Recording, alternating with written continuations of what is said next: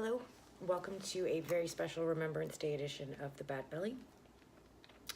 I'm here tonight because I would like to introduce you to someone very special to me, and that is my great-great-grandpa, WT, known as Tom. There he is. If you follow me over on Instagram, you will have met him back in September when I did a post about him for Canada's National British Home Child Recognition Day. He was a home child.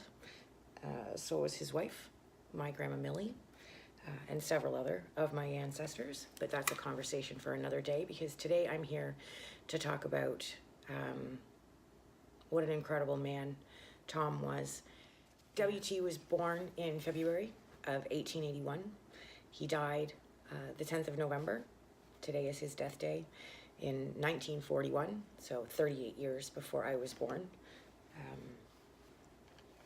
So I did not know him in a physical sense of the word, but I feel like I knew him, or I know him, because of how close he and my grandmother were and how much of an influence he had on her life. Even today, Grandma was talking about being a little girl and watching him shining his military boots until she could see her face in them, recounting some of the stories that he told about his time in Africa fighting for Canada in the Boer War. I've got a picture that I'll insert here-ish.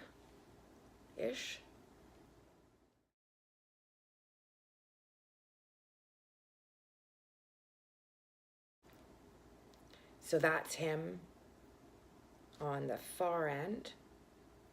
I've got a close-up of that I'll put up as well.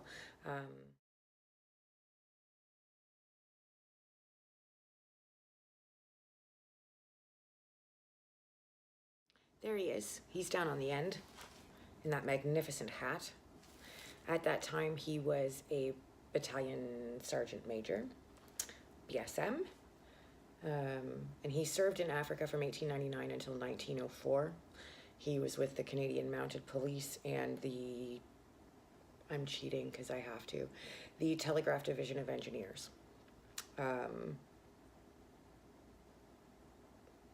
I won't go into, because the Boer War is a whole other topic, and not really one that we mention anymore when we talk about Canadian Remembrance Day, even though that was our first, the first war that we participated in as ourselves. We sent CEF, Canadian Expeditionary Forces. But yeah, I guess that's another topic for another day, because he had some pretty fantastical stories about the Boer War. And the big difference there is, so he left.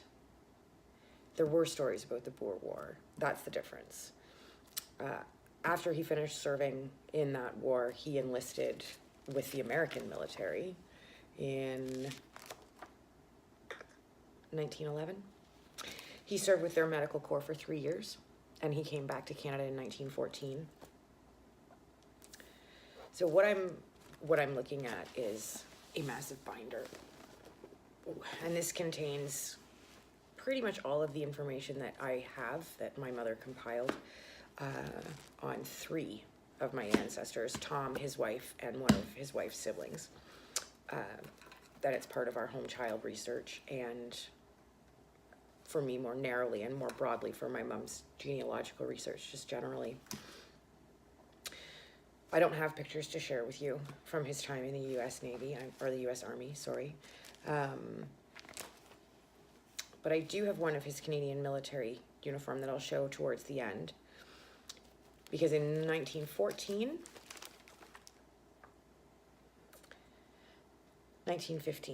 February the 5th, he enlisted in C Squad with the 7th Canadian Military Regiment. He was taken on strength to France on the 9th of June.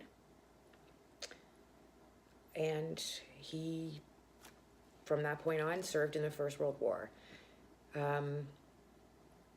That's not something he told stories about. Grandma has lots of stories about his time in Africa, about the men he served with, about the things that happened to them, and there were even funny anecdotes that he would tell about his time in Africa, there were no anecdotes, not funny ones, nothing, about his time in Europe during the First World War. Everything that we know about that time for him, we learned from his military file. So I know from looking at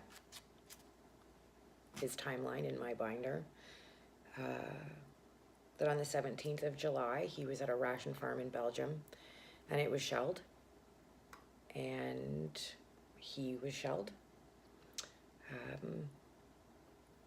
It exploded near him, not on him, obviously.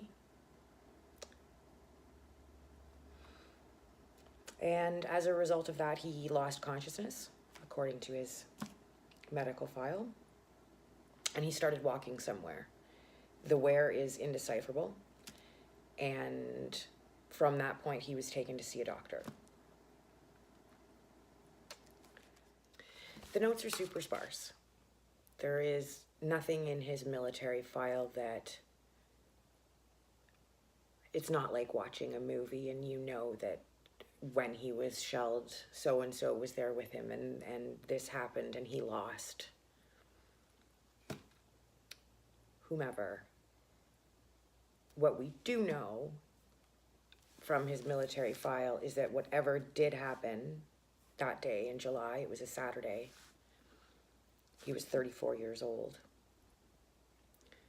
Whatever happened to him that day, whatever he saw, caused him to have a nervous breakdown. And as a result of what happened that Saturday, he was discharged from the military as medically unfit for both physical, there was a problem with his vision resulting from the explosion, and then mentally unfit, as he was showing signs, exhibiting signs of shell shock. He was, his medical file says he was easily agitated. He wasn't dealing well with sudden noises. So he was discharged on the 12th. On the 13th of January, the very next day, he re-enlisted with the Overseas Battalion of Canadian Expeditionary Forces. Although he was sent back to England, he did not re-enter the theater of European war, chiefly because of the shell shock, the PTSD. He just,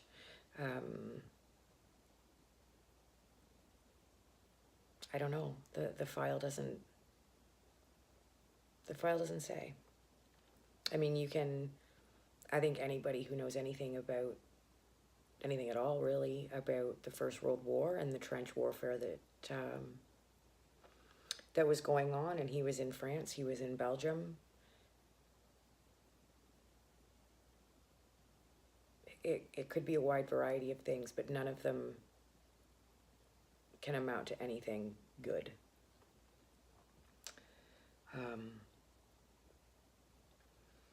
So he was sent back again, but he was sent back to be a teacher, to help teach other soldiers, which really tied in well to his role as a battalion sergeant major.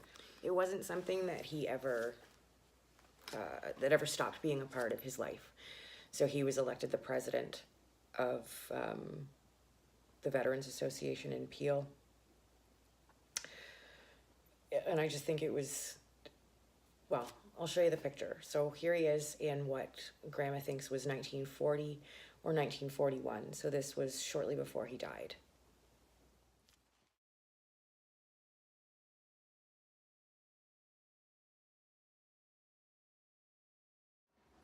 He was a remarkable man, and he gave up an incredible amount for this country, for his home country, not just in the wars that he fought,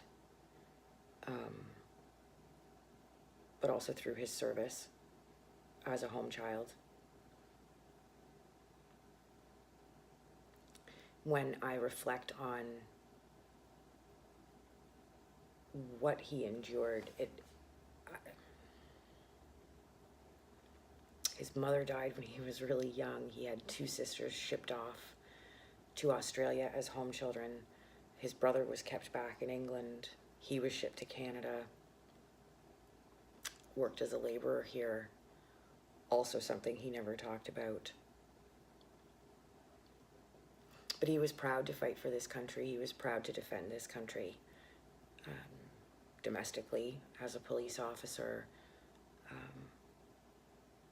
and also through his service in Africa and in Europe. And I asked my mom today, we were going over some of his military records, and I asked her why she thought he had enlisted in the American military, because it just doesn't, and her answer was simply, he was a soldier. He went where he could be a soldier, and then came home and fought for England and fought for Canada in Europe. So today, on the anniversary of his death, tomorrow, on the 100th anniversary of the armistice that ended that dreadful war, I want to remember him and honor him and be thankful for him.